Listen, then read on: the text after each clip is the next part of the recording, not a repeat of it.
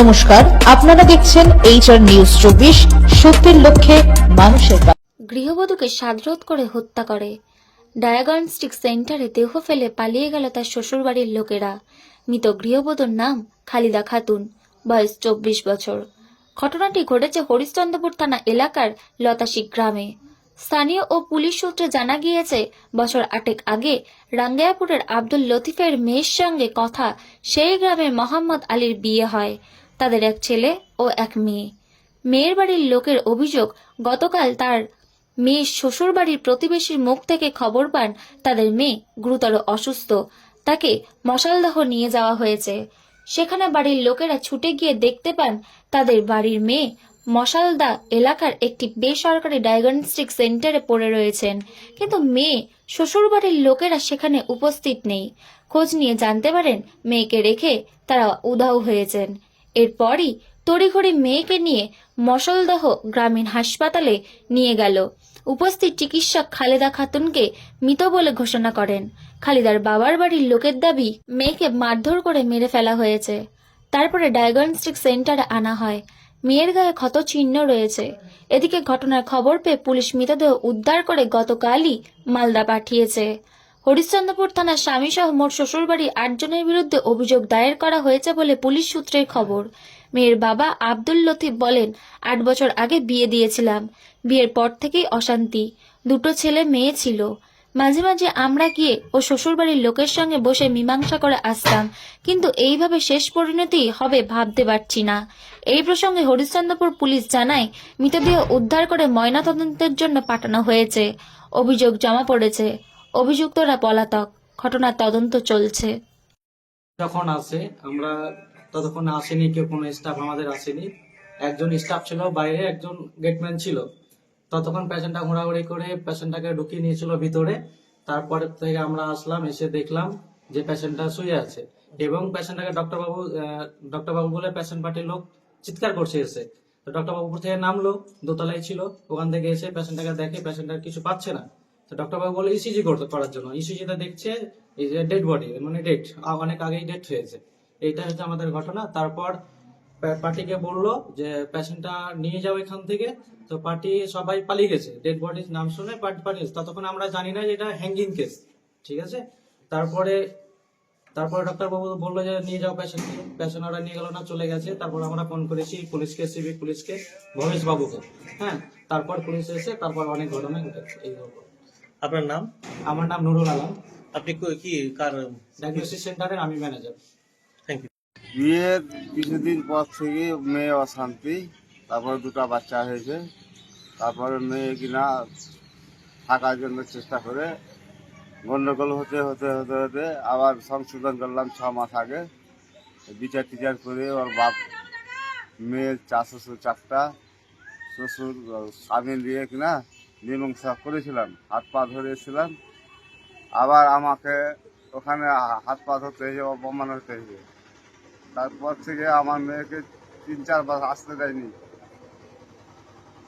তবুও যাওয়া আসা করতাম, আমি দেখতাম। হঠাৎ আমি কিনা শুনতে পেলাম গতকালকে তোমার মেয়েকে একটু একটু অত্যাচার করেছে 2 দিন থেকে।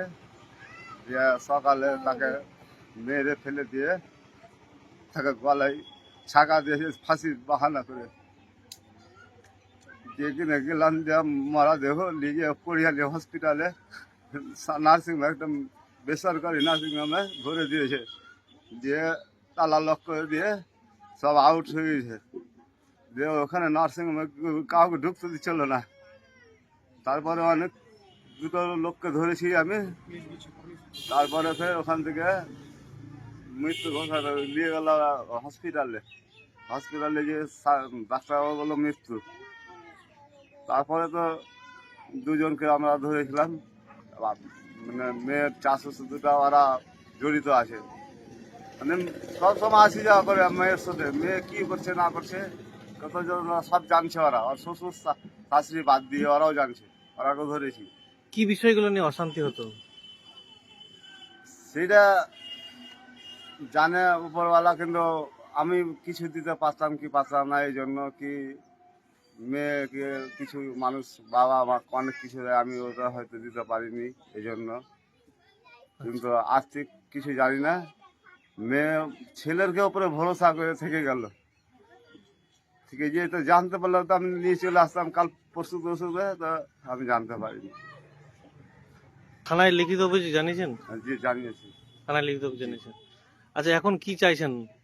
আমি ওই বাড়ির আসামিটি ফাঁসি চাই, দ্বন্দ্ব করার ফাঁসি চাই। আমার মেয়েকে, আপনার নাম? আমার নাম আব্দুল লতিফ। আপনার কি হয় যে মারা গেছে? আমার মেয়ে, মেজর মেয়ে। দোকানে একটা হাল্লা উঠলো কি একজন ফাঁসিতে মারা গেছে। আচ্ছা কে মরলো না, তো অমুকের বউ, আচ্ছা কাশিমের বউ। হ্যাঁ শোনার পরে আমরা চাটা খেয়ে হাসপাতালের দিকে গেলাম, আচ্ছা দেখলাম ইসলাম ডাক্তারের ওখানে ডেট হয়ে গেছে। হ্যাঁ। এবার ফাঁসিতে বললো কি মেরেছে, এটা আমরা বলতে পারবো না। গ্রামের সবাই কি? সবাই বলছে কি মারা গেছে, মানে ফাঁসিতে মরেছে, কিন্তু কেউ বলতে পারে না সঠিকটা। সব শোনা কথা, কে কোথা থেকে শুনলো এটা বলতে পারবো না। ও আচ্ছা, আপনি কোথায় শুনলেন? আমি চার দোকানে শুনছি। আপনার নাম? হুমায়ুন, এমডি হুমায়ুন, বাড়ি? লাতার। অশান্তিটা কি ভাববো, যতদিন থেকে বিয়ে দিয়েছি তখন থেকে এরকম মারগাল করছে। মেয়ে মেয়ে বুঝান তো, মেয়ে সহ্য করে খাই, দুটা ছেলে মেয়েকে মারা করবো ইয়ে বলে খাই ভাত।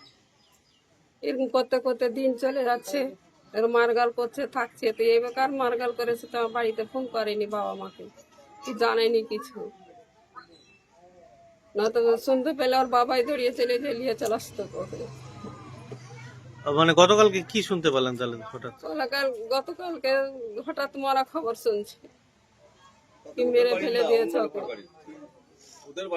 ওদের বাড়ি থেকে অন্য অপর লোক ফোন করেছে কি মেরে ফেলে দিয়েছে তোমার মেয়েকে। এই তো মারা খবর শুনে আমরা যাচ্ছি ওর বাড়ি থেকে বলছে কি না হসপিটাল নিয়ে গেলে, হসপিটালে ইসমাইল ডাক্তারের বাসাতে ভরে দিয়েছে তালা মেরে, আর কুণ্ঠরা উঠে গেছে।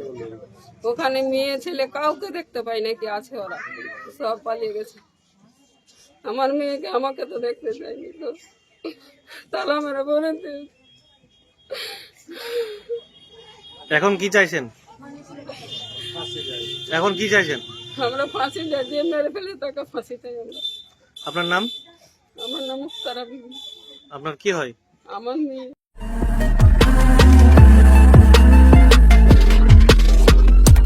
নমস্কার, আপনারা দেখছেন HR নিউজ 24, সত্যের লক্ষ্যে মানুষের পাশে।